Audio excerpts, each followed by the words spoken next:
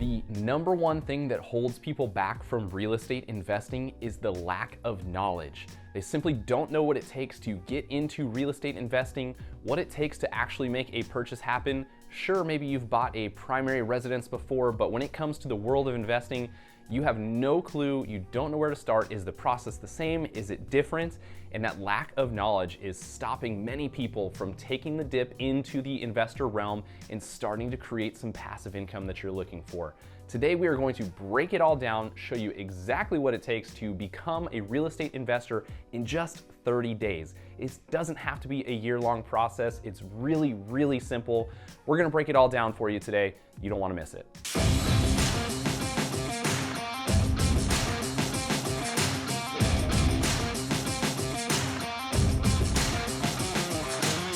Hey guys, I'm Andrew Lewis, real estate investor and entrepreneur with over 10 years experience building and growing a real estate team and investing in real estate. Before we get into today's video, make sure you take a minute to like this video, leave a comment below, and don't forget to hit that subscribe button so you don't miss out on future videos.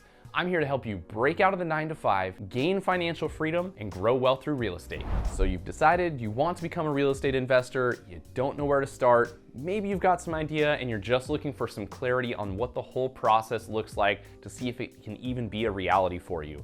Today we are going to break down all of the steps so that you know exactly how you can acquire your first rental property in the next 30 days. Step number one is to set your goals. When it comes to becoming a real estate investor, you need to know what you're seeking and what you are after. Becoming a real estate investor doesn't just mean buying real estate as they come up. There are good investments and bad investments according to your goals. So you need to determine what is important to you. Where are you going to buy? What does the buy box look like for you? So here we need to set a goal. Are you mostly after cash flow? Does that mean you have to acquire a property and start to make passive income every single month? I know that's a lot of first-time real estate investors' big goal is to make sure that they're maximizing cash flow, but we say it here all the time that it's not always possible to hit a home run on the first one, but if that's one of your primary goals, great. We can run through spreadsheets and analyses to make sure that you are getting the cash flow that you're looking for. You might also just be after appreciation. So maybe you're buying something and just going, hey, on average, this home's gonna appreciate 5% every single year. I'm stocking up cash and making $25,000 a year off of just simply appreciation. And hey, if I'm breaking even on rent, that's okay too. And then maybe lastly, you're self-employed and you're really just looking to shield some income for some tax purposes. So those are some three main goals that we often hear, and you need to establish exactly which one you are after because it's going to be very important to share that with the team that you'll build in later steps so that they know exactly what you're looking for and how to best help you. Step number two is to assess your finances. This is where you are going to dig into things and see exactly where you stand. Do you have $100,000 laying around and you're just ready to invest it? Great. This part is going to be simple for you because you've already got a down payment. You are ready to go. For some, that's going to be chatting with a lender. This is going to be the step where you're going to reach out to a local lender, let them know that you are looking to purchase a real estate investment property, have them walk you through different loan types, have them run your credit and give you a pre-qualification letter so you know exactly what you're looking for. I said in step one that our first step was to set those goals, and we need to have those financial numbers in place so we know and we can start to narrow down that buy box or that box of exactly what we're looking for so that you can start to run some analysis scenarios and make sure that you can get that cash flow if that's what you're after. Or, you know, will the $300,000 home you can purchase, will that appreciate to the schedule that you're looking for or create enough tax breaks for you that it's gonna serve the purposes that you're looking for? So you'll talk to a lender here, they'll give you certain options, let you know exactly what works best for you in your scenario. The typical traditional investor loan is going to be a 25%, 20 to 25%. 25% will get you the best possible interest rate, and that's going to be a 30-year fixed rate mortgage. There are many, many options out there and your lender can walk you through those details, but this is where you're gonna find out how much do I need down, I've got 50,000. Okay, what kind of down payment is that with a 25% down payment? And that's gonna really help you narrow down exactly what you can afford. That lender's gonna be very, very helpful in helping you determine your budget and narrow down that buy box. Step number 3 is to research the market and start to assemble your team. This is where you're going to bring in the lender that you've already got, and you're gonna connect them with the real estate agent that you've chosen. We've got videos here that talk to you about how to select a real estate agent when it comes to real estate investing. That is an important step. Don't just work with your cousin or your brother or your uncle or your friend of a friend. You need to work with somebody that specializes in real estate investing. So you need to ask questions about whoever you are introduced to, whoever you come across on Google, however you know a real estate agent. You should be asking them, how many properties do they own? What is their investment strategy? What is their buy box? Where are they buying? Ask them about different loan types for real estate investors. If they can't answer those questions, you need to move on. They're not going to be able to provide you the information that you need. They don't have the experience there. They're very often used to just opening a door, asking somebody how they feel about the home, and then writing up an offer. If they don't know how to run rent numbers and give you an analysis on the value and the future rents and all of those pieces, they can get you into a lot of trouble, and you won't know until you're cash flowing negative for several months, and then you're gonna realize that you made a big mistake. So you're gonna select your agent here, as well as start to do some research with that agent. Let them help identify areas for you. If they are real estate investor friendly, they're going to know already the exact areas that you need to be looking in, and they're not just gonna be looking for you to say, well, I love this area and I was thinking about this area.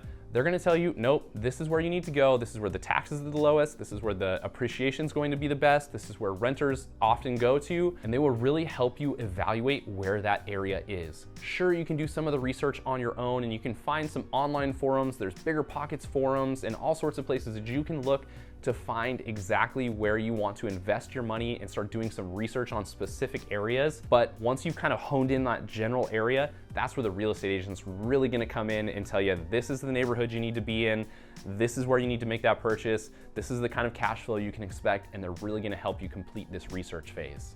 The next step is to find properties and start to analyze the numbers. Now you've narrowed down that buy box, you know what you're qualified for, what your down payment scenario is, what your goals are, where you're looking, and so now you can find those properties. So your agent here at this point is gonna help you find the properties that you're looking for and start to run some analysis scenarios for you. Now, I think some of the best real estate agents, when it comes to doing this for you, they're not just gonna send you listings and go, hey, here's a list of 100 homes, let me know what you think.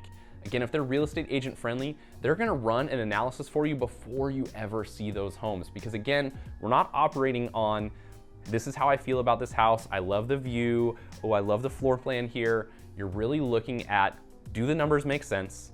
And isn't the house in the good condition that I'm hoping for it to be in? And basically, is it at a price that I'm looking to purchase it at? If those scenarios all work together, that's something you should pursue. So a good real estate agent is gonna run those numbers beforehand and say, hey, you said your goal is cash flow. Here are the 5 homes in the areas we identified that hit those cash flow numbers. Hey, you said your goal is appreciation. Here are the 5 homes in the areas we identified that are gonna have the best possible chance at appreciation over the years. Hey, you said you're looking for tax shelter. Here are the 5 homes that are gonna fit that accordingly. They're gonna run those numbers ahead of time and send you properties that fit, and then you simply just go, yes, let's go see these 3 properties, and go out and see them, and you've got the numbers ahead of time. The things that you need to look at for numbers, if you're not ready for a real estate agent to run those for you, is you need to look at what the price of the home is. Does it fit within that budget for you? What is the monthly payment? And you can use online calculators for that. I would just say in some states and some areas, you just need to be very careful with property taxes, as those can vary in certain areas, and most online calculators can't calculate that. So if you're looking at Zillow or any of those websites, they're usually just running a principal and interest number for you. Here you're gonna be looking for principal, interest, taxes, and insurance. Those 4 things are typically included within your payment and impounded into an escrow impound account. So you'll want to run all of those together.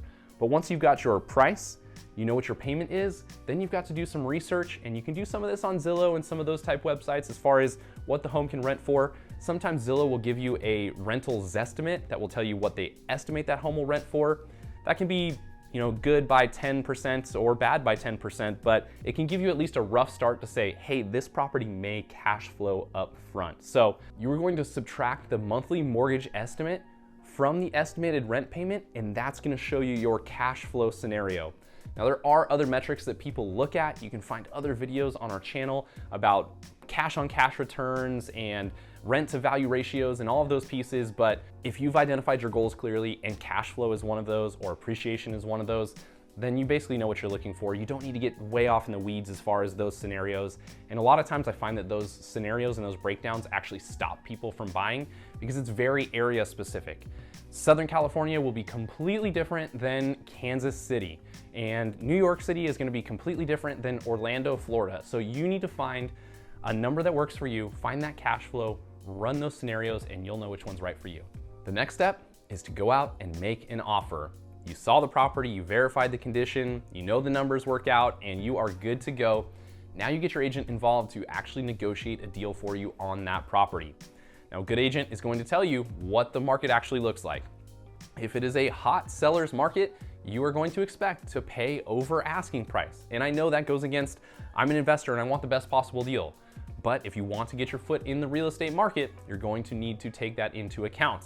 Now, if it's a buyer's market, then you've got some room to negotiate and you can potentially bring that home value down and get yourself a really, really good deal. Your agent's going to keep you informed on which market you're in, and you're going to need to make offers according to that. Just because we're in a seller's market and you may have to pay over asking price or get into some sort of bidding war, doesn't mean that there aren't some creative solutions that you can come to the table with that will help you secure a property without spending the most amount of money. Again, a real estate agent's experience here is going to be very, very helpful, but oftentimes we will find a buyer that is looking to sell a property so that they can go buy another property. And so sometimes it's hard for them to go find that property because of that home that they have first that they need to sell. I've had opportunities to come in and basically offer to a homeowner that I would buy the property, allow them to rent for however many months that they need so they can go find the perfect home for them. And that creative solution has helped me get out of bidding wars and buy properties for just asking price in crazy sellers markets. And then it gives the buyer the flexibility, or the seller in that case, the flexibility to be a patient buyer and find the perfect home for them in the future. And it's a win-win scenario for you both. So just because it's a seller's market, don't think you can't get a deal, but you may need to get a little bit more creative with how you can present that and make that deal happen. Next, you've got into escrow, you've opened escrow on a property, and now you need to do due diligence. This is named different in different states and different areas, but you're gonna usually have three main things that you need to get through within a contract in real estate. Number one is a home inspection. You're gonna bring in a licensed home inspector to go through the property and make sure that they give you a complete report on the electrical, the roof, the plumbing, the appliances, so that you know exactly what to expect when you're purchasing this home. And then usually you'll have the opportunity to negotiate some of those repairs with the seller before you close escrow. The next piece is to get through an appraisal. The bank that you're using, unless you're buying it cash, is going to require an appraisal to make sure that what you're buying is worth what you're paying for it and they're not over leveraging. So they're gonna come through and do that appraisal, issue you a report. It's gonna give you peace of mind that you're never overpaying. Even if you had to get into that crazy bidding war to get into the property, the appraiser is gonna basically come through and tell you whether it's worth it or whether it's not, and that could put the deal to bed.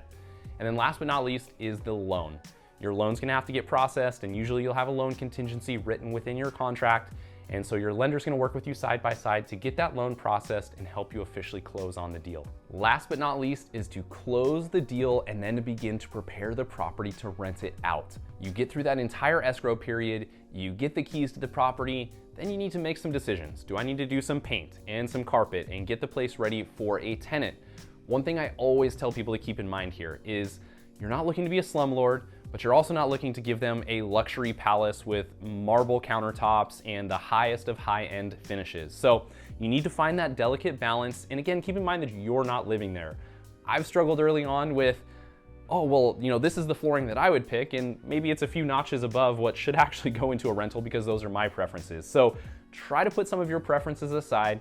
Depending on what you purchased and where you purchased, you should just really be looking to put the norm within that home. If you happen to buy a luxury home with the intentions of renting that out, then obviously they're going to be looking for luxury type finishes. But most of us starting out becoming a real estate investor within the first 30 days are buying a median to lower priced home within our own markets. So that's what your tenant is going to be expecting. If there's carpet, you don't need to replace it with hardwood flooring. Just put in some new rental grade carpet that's going to last you a few years and then put it up for rent.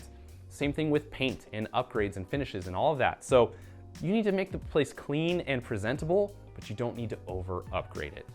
And then once you've done those things, now you need to speak with a property manager or get the home rented yourself. So you're gonna need to decide, do I want to give up some cash flow to a property manager to take over this for me so I don't have to work at it? That's true passive income because you're paying somebody else to take care of the headache. But if you're willing to put in a little bit of sweat equity on your own, you can manage it yourself, especially when you've got 1 or 2 units maybe, and you can manage that yourself. You can use online platforms, and some of those like Zillow and other websites allow you to put your listing up at a small charge to advertise that to potential tenants and to start to screen some tenants and walk through some of those pieces as well. So Zillow actually has a pretty unique feature that they allow you to pay a monthly fee for that, and they actually allow tenants to pay a monthly fee for applications rather than spending 20, 30, 40, 50 bucks at a time for applications over and over and over again.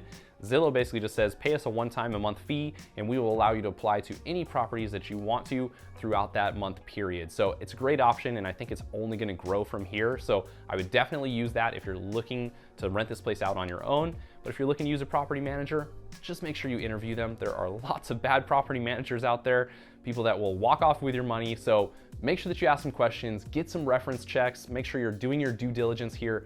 Don't skip out on this because this is where you're looking to create some passive income, and it's not so passive if they're taking a big chunk of that and not doing what they are supposed to and you're having to do the work. So make sure you do the due diligence there, do your research, and you are off to the races with your passive income coming in every single month. Honestly, it's just that simple. Like I said, if you've purchased a primary residence before, that process sounded exactly the same, and the reality is, it is, with a few little nuances as far as you're not looking for a home that you love, you're not looking for something that you want to live in or a location you want to live in. You're simply looking for something that the numbers work and it's in a good location and it rents well and you've got great potential. So that's the only major change that you'll have from the traditional purchase process, along with some of the loan and down payment pieces. But aside from that, you are good to go, and you can run through this property in as little as 30 days. It doesn't take long to get pre-approved with a mortgage lender. As long as you have your documents ready, they should be able to make that happen for you in 24 hours. In a market that you're looking for a rental property, a good real estate agent should be able to find you those properties within just a few weeks to show you what's out there, have some rental number scenarios for you, and then you can open escrow and speed through that process and be a real estate investor like you've thought about for the last several years. And again, it can happen in as little as 30 to 60 days for the entire process. So don't wait. We say that all the time. Don't wait to buy real estate and wait. I hope this video helped you see that it's a very simple process. You've probably been through it before with a few nuances here. So get out there and make your first purchase happen. Thanks for watching. As always, make sure that you hit that like button, leave us a comment below about any questions you may have about the real estate investing process, and don't forget to hit that subscribe button so you don't miss out on future videos. I'm here to help you break out of the 9 to 5, gain financial freedom, and grow wealth through real estate. We'll see you next time.